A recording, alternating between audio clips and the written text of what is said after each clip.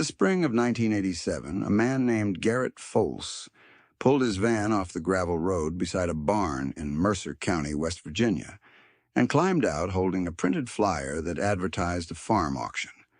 He was 42, wore a tie he'd loosened 2 counties back, and worked for a regional kitchenware distributor that supplied restaurants and hotel kitchens from Charleston to Pittsburgh. He had driven 40 minutes off his usual route because someone in an office had circled the listing for a 2-room wooden churn and scrawled, "Curiosity," in the margin. His company wasn't interested in buying it. He was there to make sure it was nothing.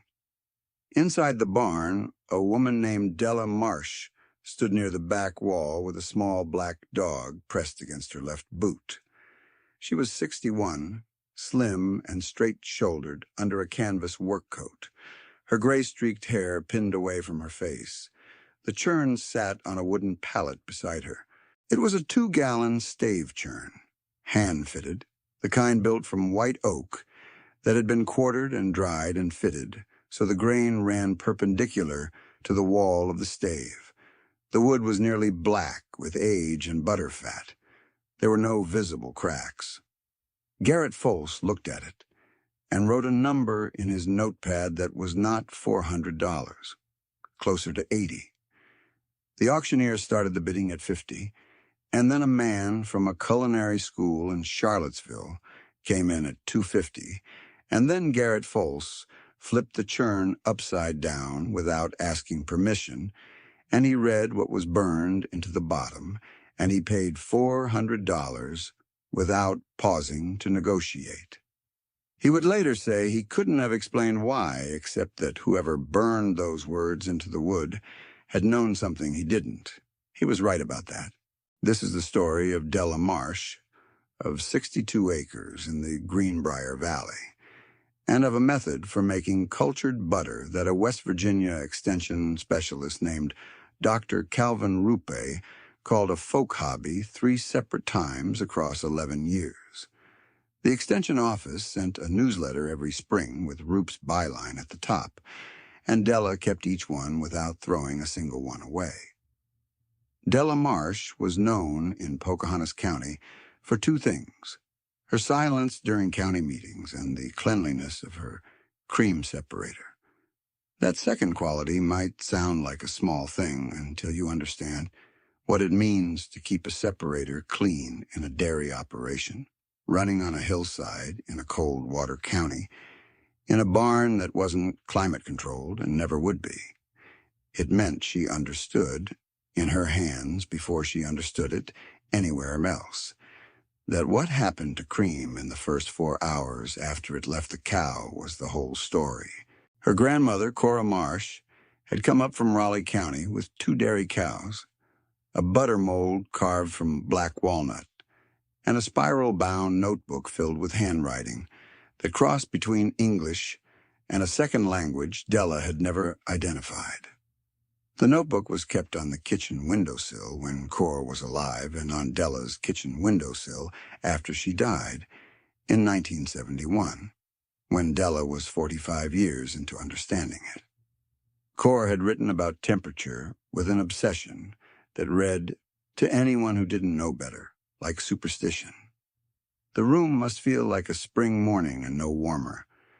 The cream must be allowed to ripen at 62 degrees, not above it, not below. 3 days minimum before churning. The culture was the whole of it. Let me tell you about what ripening means, because this is where the story lives. When cream sits at the right temperature with the right bacterial culture, the microorganisms that naturally inhabit it begin converting lactose into lactic acid. That acidification changes the structure of the fat globules.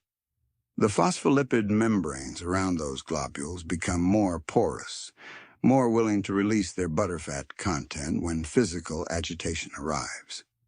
This is not sentiment, it is biochemistry. Cold churn cultured cream gives up its butter more completely and with a higher fat yield than sweet cream churned by a modern continuous process, because the bacteria have already done half the physical work.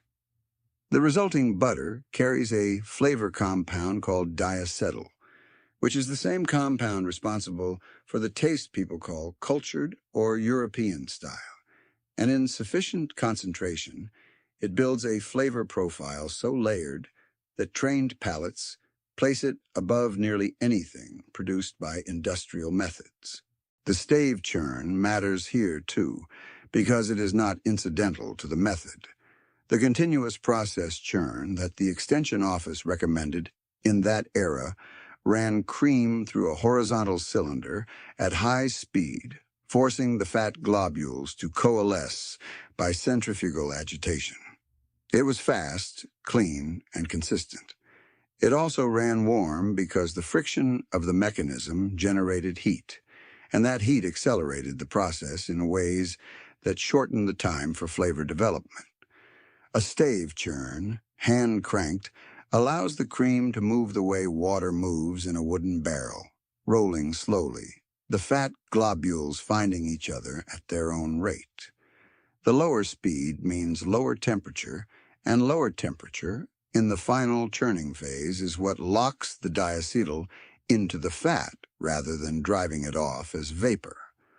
Cora Marsh could not have told you any of that in those terms. She knew it as the patience the churn required, and she had written it in the notebook as a plain warning. Do not hurry the turning, or you will lose what the waiting built. Let me tell you about the wood. White oak quartersawn for a butter churn is not a casual selection. Quartersawing runs the cut perpendicular to the growth rings, which orients the ray cells in the wood vertically to the stave wall. Ray cells in white oak have a property called tyloses, which are small ingrowths of the adjacent cells that effectively plug the pores of the wood and make it nearly impermeable to liquid. This is why white oak is used for whiskey barrels. The same property makes a white oak stave churn self-sealing against butterfat migration after the first few uses, as the fat seasons the wood and fills what little porosity remains. A well-seasoned stave churn does not leak. More than that, it does not transfer off flavors because the tyloses-plugged grain holds nothing from the previous use that the washing did not remove. Cora Marsh's churn, built in 1907 by a man in Nicholas County whose name is not in the notebook, but whose initials are scratched into the inner stave beside the lid rim, had been seasoned by 60 years of butterfat before Della's hands touched the handle. Garrett Fols had paid $80 in his notepad for a piece of wood that was, in any practical sense, irreplaceable. Cora Marsh's notebook recorded the temperature of her root cellar by feel. She had no thermometer. She had developed over 60 years a hand that could place the temperature of a room within 2 degrees by pressing her palm against the limestone wall for 10 seconds. Della inherited the thermometer but kept the habit anyway, pressing her palm against the same wall, checking herself against the number. In 30 years, she had never been off by more than 1.5 degrees. She did this the morning of the auction and every morning before it, and she planned to do it every morning after, whether the churn was sold or not. The method did not live in the churn. It lived in the wall, and the wall had been there since 1891. Dr. Calvin Rupa visited the Marsh farm for the first time in October of 1976. He drove up from the Extension Office in a university pickup, white with a university seal on the door, and he wore field boots that had never met a field. He was 38, trim and methodical, with a master's degree in agricultural economics and a second in dairy science, and he had spent 6 years building a cost-per-hundredweight model for small dairy operations in the Appalachian region. The model told him what was efficient and what was not. He was not a cruel man. He had built the model to help small operators survive, and he believed in it the way you believe in a map you have used without incident for years. never having been to the territory it described.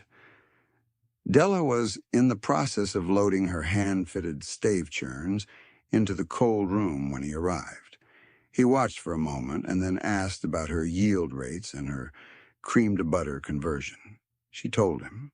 He wrote the number down and looked at it. He looked at her. He looked at the churn. He asked if she was certain, meaning politely, that he was certain she was not. She said she was certain. She said the cream ripened 3 days at 62 degrees and then went into the churn at that temperature and did not get warmer during the turn. He said that was not a method he could recommend for commercial dairy operations in this climate. She said she wasn't asking him to recommend it. He stood still for a moment. Then he said she had to be misremembering. No hand-crank operation in a passive root cellar was converting cream at those ratios. She would need a starter culture from the state lab, proper temperature control equipment, and a continuous process churn if she wanted to compete in any real market. What she had was, he said, with the patient tone of a man explaining something he'd explained before, a folk hobby. He said she had a good heart for it, which was a different thing. He gestured at the cold room door in a way that was meant to be sympathetic and was instead the precise shape of a door being closed. Della thanked him. The dog, a border collie named Sim, pressed against her boot and did not growl. The extension newsletter went out that December with Roop's seasonal advisory at the top. It did not mention the marsh operation. There was no category in his rubric for what she was doing, so the newsletter's silence was not malicious. It was architectural. The framework had been built without a room for her, and she had never asked for one. She put the December newsletter in the kitchen drawer with the others and went to press her palm against the limestone wall. By 1979, she had built a second cold room into the north side of her root cellar using limestone she pulled from her own fence lines, and she had installed a single thermometer that read in half-degree increments, and she was converting cream to butter at a rate of 81% of theoretical yield. The extension newsletter that spring reported that small Appalachian dairy operations were averaging 63% in sweet cream continuous process operations. Della read it twice and filed it under the sink with the others. Her neighbor and closest friend, a man named Boyd Stull, was farming 140 acres 3 miles down the same road. Boyd was 52 in 1979, broad and good-humored, and he had taken Dr. Roop's advice in the spirit it was offered. He had borrowed $82,000 from the Production Credit Association to purchase a continuous process churn, a bulk tank certified for commercial sweet cream collection, and a spray wash sanitation system that used the chemicals the Extension office recommended. He was delivering to a regional co-op at $1.14 per pound, and his first-year payment on the equipment note ran $1,100 a month. He was doing well by every measure the newsletter reported. Boyd came by Della's barn the second Saturday of every month and drank coffee and watched Sim work the small mixed herd she kept for cream, 12 cows of a heritage line her grandmother had brought up from Raleigh County, and he shook his head every time at the slowness of it all. And he was always kind about it. He was doing well that second year. The bulk tank was running clean, the co-op was taking delivery without complaint, and the continuous process churn had cut his labor hours per pound by roughly a third compared to what he understood of Della's method. He had a spray wash system that took 17 minutes to run and left nothing behind that a culture test could find. He told Della on one of those second Saturdays in 1980 that he thought she ought to consider the note. Not a big one, just enough to modernize the cold room and get the certified starter culture Rupi had recommended. She poured him more coffee. He said, I'm not saying your butter isn't good. It's the best butter I've eaten in my life. I'm saying the market can't see what I can taste." She set the pot down. She said, "Boyd, the market can taste it too if you put it in front of someone who has learned how to." He thought about that. He drank his coffee. He said he hoped she was right. At the county dairy meeting in February of 1981, held in the fellowship hall of the church in Hillsboro with folding tables pushed together and a projector that kept skipping, Dr. Roop presented his updated cost model for the Appalachian small dairy sector. Boyd was there, and 3 other operators from the road, and Della sat in the back row with her coat still on. Roop's slides showed yield efficiency on the vertical axis and cost per hundredweight on the horizontal, and every operation that appeared in the lower right quadrant, the high-cost, low-yield zone, had a small notation beside it that said recommended for consolidation or transition. Roop did not name any operation by name. He did not need to. Everyone in the room knew whose numbers occupied which quadrant, and everyone in the room knew that the lower right quadrant was where the folk hobby lived. The projector skipped again. Roop advanced the slide manually and continued. Boyd looked at Della from across the room. She was looking at the projection screen with no particular expression. Sim was at home. If you've ever watched someone work a method that makes no sense to you but keeps working anyway, you know what Boyd was watching. You might even have been Boyd. There is something genuinely hard about watching patients outpace the model you trusted, and Boyd was a good man trying to reconcile what he saw with what he'd been told. He drove home from that meeting and put in an order for a second bulk tank, and did not mention it to Della until the equipment arrived. Della was producing 70 to 90 pounds of cultured butter per week by the early 1980s, selling through a single farm stand arrangement at a hardware store in Lewisburg that stocked local goods in a glass case near the register. Her price was $3.40 per pound. The co-op Boyd sold to was trading sweet cream butter at $1.32. Della's output was small enough that the extension model didn't register it. There was nothing in the cost per hundredweight framework that had a column for diacetyl content. Her granddaughter, Nell, arrived in the summer of 1983 with a business degree from West Virginia University and a summer to spare before she started a position with an insurance firm in Morgantown. Nell was 23, quick-minded, and she loved Della in the uncomplicated way of someone who has not yet had reason to doubt what they know. She looked at the cold room and the stave churns and the farm stand arrangement, and she sat down at the kitchen table and worked out a margin analysis on a yellow legal pad. The numbers were wrong. That was her first thought. The conversion rates, the price per pound, the labor hours. She walked through them twice, and they kept coming out the same. She showed the pad to Della. Della looked at it. She said, "Yes, that looks about right." Nell said, "This is more efficient per labor hour than anything the extension office is recommending." Della said, "I know." Nell said, "Well, why doesn't anyone know this?" Della thought about that. She said, "Calvin Roop's model doesn't have a place for it." Nell spent the rest of that summer learning the cold room. She pressed her palm against the limestone wall every morning and called the temperature before she looked at the thermometer. The first week she was off by 4 degrees on 3 separate mornings. She didn't tell Della. She just kept doing it. The cold room had been built from limestone quarried on the property, and the walls were 18 inches thick at the base, tapering to 14 at the top. The floor was raked earth over a limestone shelf, and the drainage ran to a dry-laid stone channel that carried excess moisture out through the foundation. In summer, the room was 10 degrees cooler than the barn. In winter, it was 10 degrees warmer. The temperature did not swing because limestone does not swing.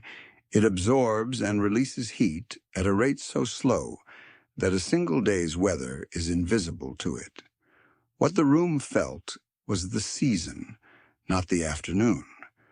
Cora had understood this. She had written about the wall as though it were a partner, not a structure. Nell read the notebook in the evenings and then went back to the wall in the mornings and tried to understand what Cora's hand had been learning, which was not the temperature in any clinical sense, but the character of the season behind it, the particular quality of cold approaching or cold relenting that meant the cream was ready or not ready. By July, she had it within 2 degrees on most mornings. By August, she was within 1.5 degrees. She asked Della once what happened if you churned before the cream was ready. Della said, "You get butter. Good butter, maybe. Not that butter." Nell knew what she meant. She had tasted the butter in question. She had been tasting it her whole life and had not, until that summer, understood that what she was tasting was chemistry, made patient by time and limestone. She went to Morgantown in September with a notebook of her own, and she called every 2 weeks to report the temperature she had measured that morning in Della's cold room by pressing her palm against the wall of her apartment, which was plasterboard over fiberglass insulation, and told her nothing at all. She kept calling anyway. The summer of 1985 brought the first dry stretch anyone in Pocahontas County could remember, lasting more than 3 weeks. The grass browned from the fence lines inward by the second week of July, and the pasture that Boyd Stoll ran his dairy herd on had gone from green to straw-colored in a span of 12 days. He was feeding hay by July 15th, which was 6 weeks earlier than his cost model assumed, and at $68 per round bale, he was burning through margin he had not budgeted for. By the 4th week, the creek that Boyd's pasture bordered had dropped to a trickle, and his spray-wash sanitation system was pulling from a well that was starting to show color. The chemical sanitation protocol required water at a specific flow rate, and below that rate it left residue in the continuous process churn that showed up in flavor tests as off notes. The co-op flagged 2 of Boyd's deliveries that summer. He paid for the retest and the disposal himself. The note payment came due regardless. The second bulk tank he had ordered in 1981 sat in the barn with the spray wash hookup running at reduced pressure, and he looked at it on the mornings he walked through and did not allow himself to do the arithmetic. 3 other operations on the county road faced some version of Boyd's situation that summer. One had borrowed to dig a new well the previous autumn and was servicing 2 notes instead of 1. One had a watering system dependent on the same creek and had lost cattle weight on the dry pasture, which showed up in his milk production numbers by August. The co-op's haul for Pocahontas County that summer came in 19% below the spring average. The Extension newsletter noted drought conditions in October and reminded operators that the state had a low-interest emergency lending program available for qualifying operations. Della's cold room used no running water in its process. The limestone walls held their temperature through the drought by thermal mass, maintaining 61 to 63 degrees for 6 weeks without mechanical intervention. The ripening calendar ran the same as always. The churning schedule ran the same as always. Her 12 heritage cows drank from a limestone spring that had never gone dry in the memory of anyone on that road.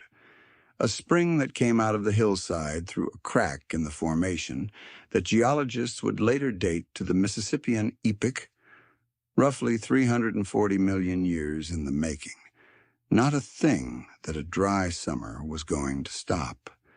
The butter that summer was the same as the butter in any other summer. She sold out every week at the hardware stand through August and into September because the other local dairy operations had cut their specialty goods output to manage costs, and her shelf in the glass case was the only thing in the store that was not there in reduced quantity. The woman who ran the stand told her in September that she had been asked about the butter by 3 different people who drove up from Lewisburg specifically for it, and one of them had left a card with a restaurant name on it from Roanoke, Virginia. Della took the card home and put it in the kitchen drawer beside the extension newsletters and thought about what Calvin Roop had said about the market sorting it out.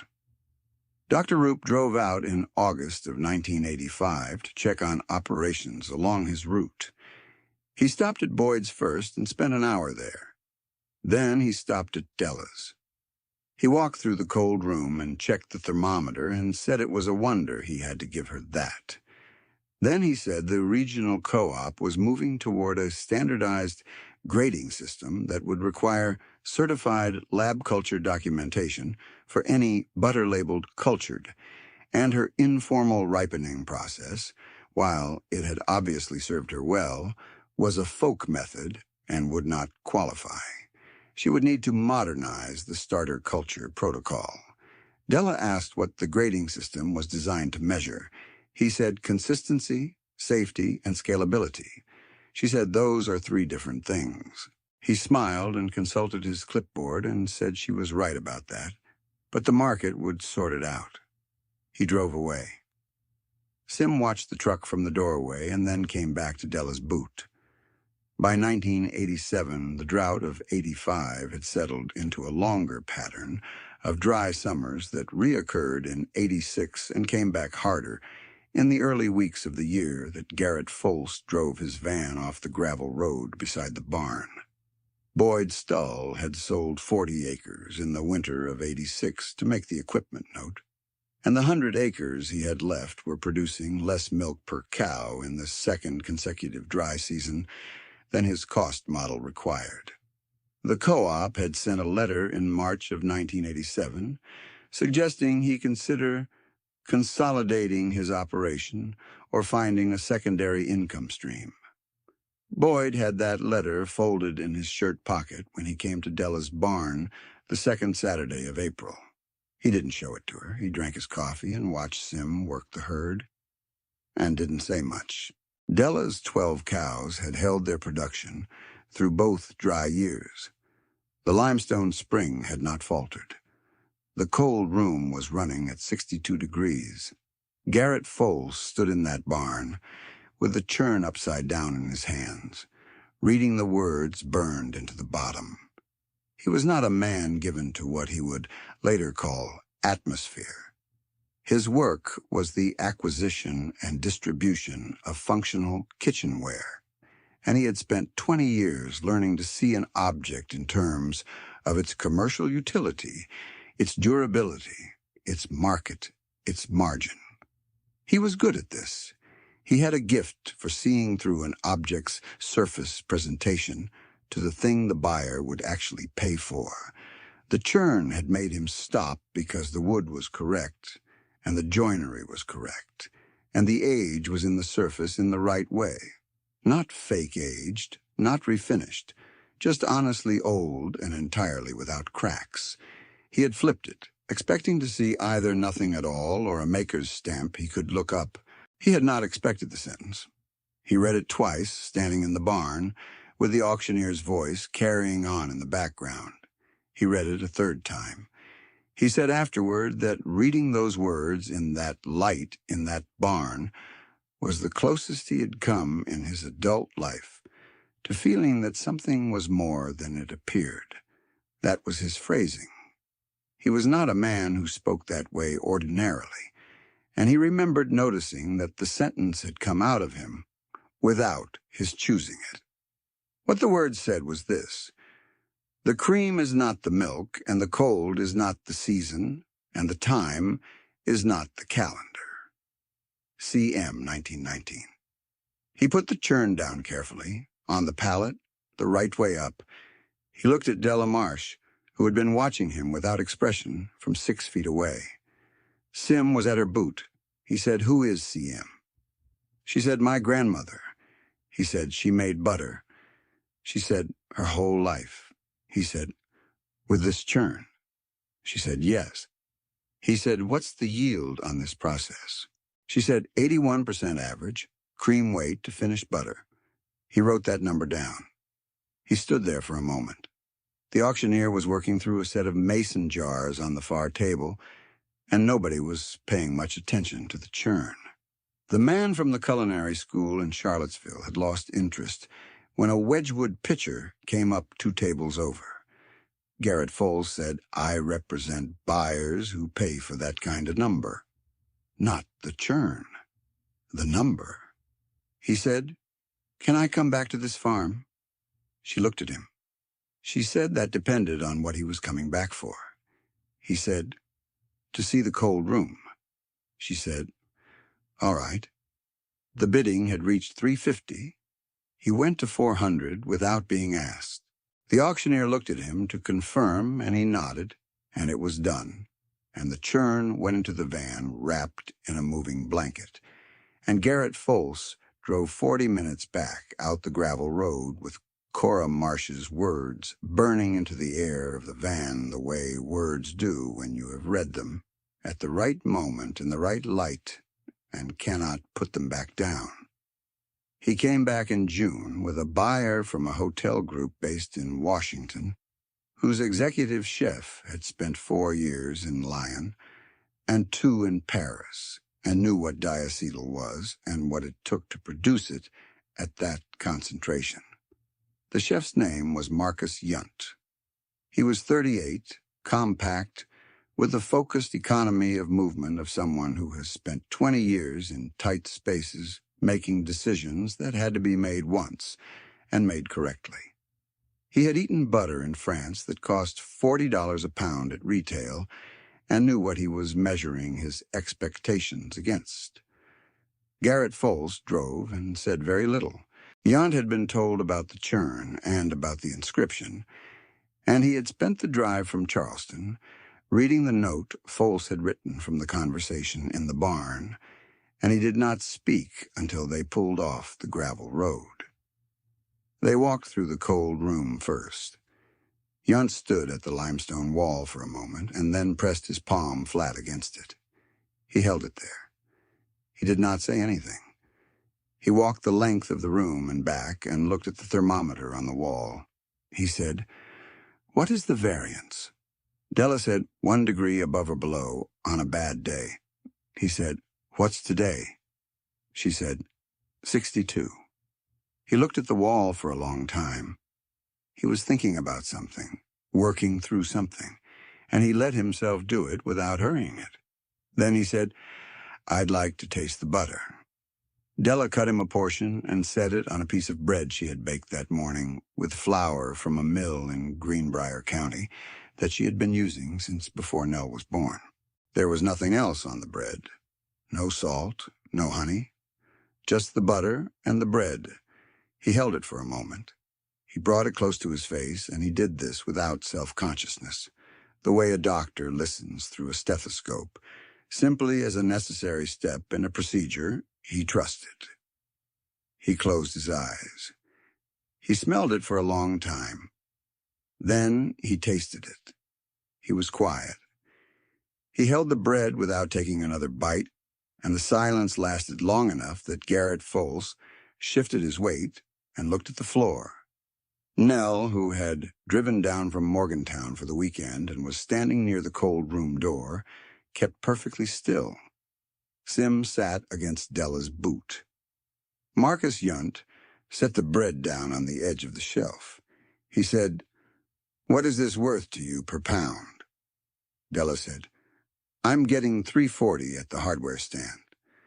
He looked at her. He said, "That's not what I asked." She was quiet. He said, "I'll pay $8 a pound with a commitment for 40 pounds a week, and I'll send you a letter to that effect before I leave Pocahontas County." He said it the way a person states a known fact, without inflection. He was not negotiating. He had already decided on the drive up what a diacetyl reading at that concentration and that consistency produced in a cold room of this specificity over a ripening period that no industrial protocol would sanction, was worth to a hotel kitchen trying to serve something genuinely unlike anything else on the table. The number was $8. He had known it before he tasted the butter, and the butter had confirmed it. That number, $8, landed in the cold room the way a particular kind of silence does, one that continues to ring after the sound has stopped. Garrett Foles wrote it in his notepad. Nell looked at the thermometer on the wall without reading it. $8 a pound. At 40 pounds a week, the figure came to $320 a week, or $16,640 a year, from 12 heritage cows, a limestone spring, a root cellar, and a method that Calvin Roop had called a folk hobby 3 times in 11 years. The cost per hundredweight model the extension office had built did not have a row for this number. It did not have a framework that connected a thermometer reading in a limestone root cellar to a hotel dining room in Washington, where a trained palate was willing to pay for something a spreadsheet could not describe. Della did not gloat about this. She thanked Marcus Yunt and asked when he would like the first delivery. He said the first week of August, if she could manage it. She said she could manage it. The Extension Office newsletter that autumn reported the regional average for artisan dairy product at $3.18 per pound. Della read it and set it under the sink with the others. Dr. Roop came one more time, in the October of 1988, the year after the Washington Hotel Group signed their second contract renewal. He drove up in the same kind of university truck and wore the same kind of field boots, and he was a year older and quieter. He asked if he could walk through the cold room again. She showed him. He stood at the thermometer for a while. He said, 62.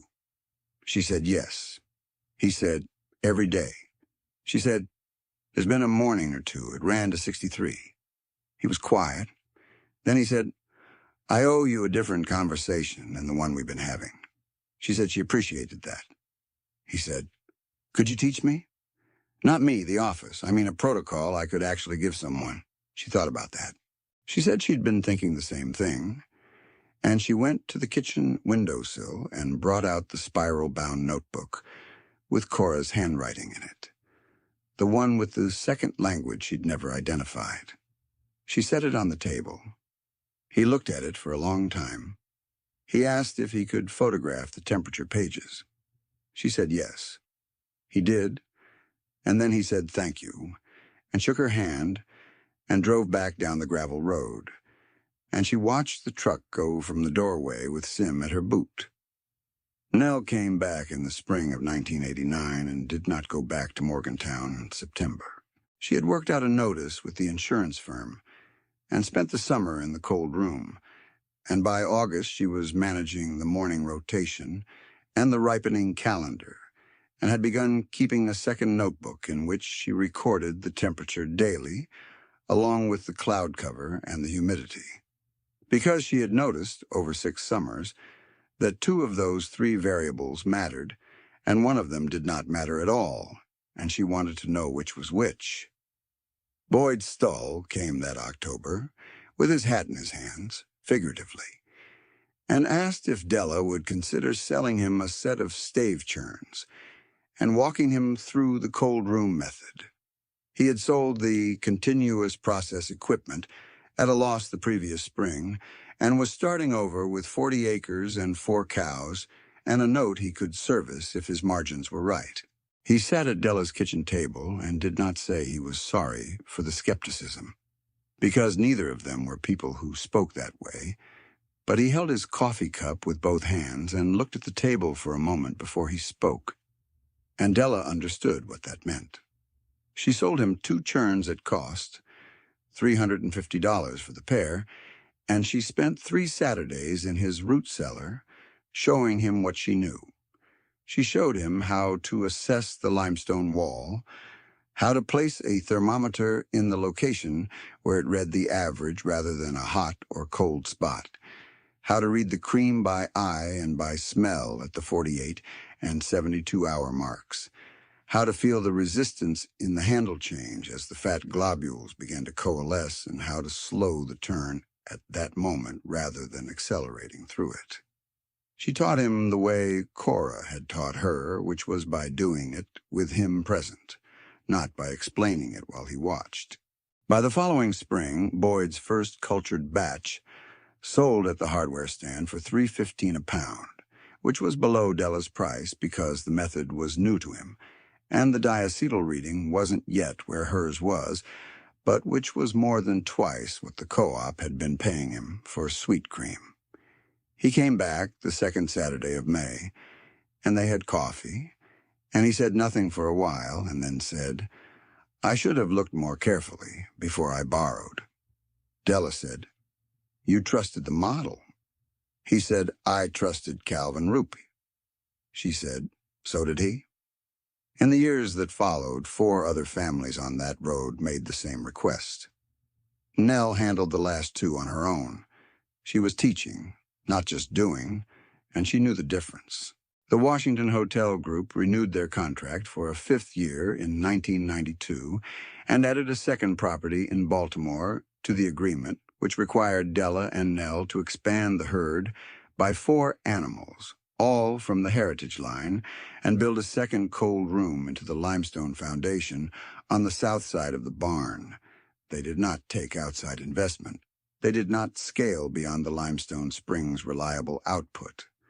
The note on the south cold room was paid off by the spring of 1993. Cora's notebook is kept now in a cedar box in the kitchen. The second language turned out to be Czech, and Nell had 3 pages of the temperature passages translated by a professor at WVU who specialized in Central European agricultural texts. The passages said what Della had already known, but in writing, with a precision that made Nell cry a little reading them, because they described the work of a woman who had understood something true for 60 years before anyone else on that road was ready to hear it. The professor said the temperature notation system in the notebook was, as far as he could tell, entirely original. He said he had never seen anything quite like it. Sim is buried at the edge of the pasture, where the limestone spring comes up. There have been 3 border collies since, all named the same name, all working the same herd on the same hillside. What Garrett Folse read on the bottom of that churn was not a recipe. It was not a formula. It was a description of a relationship between a material, a temperature, and a time, written by a woman who had spent a lifetime attending to a single piece of ground and a single process until she understood it in her hands before she understood it in her head. The industrial method measures what is easy to count, and what it counted was throughput, volume, cost per hundredweight, the efficiency of a process run at scale. Cora Marsh measured what the limestone wall told her palm. Those are 2 different instruments, and they answer 2 different questions. The extension model asked how to produce more butter at lower cost per unit. Cora's notebook asked what this cream wanted to become and what it needed to get there. The first question builds a system. The second builds a flavor that makes a trained chef go quiet for a long time and then ask what it's worth to you rather than what it's worth to him. Calvin Roop was not wrong about consistency or safety or what the regional co-op required. He was wrong about which of those things was the measure that mattered.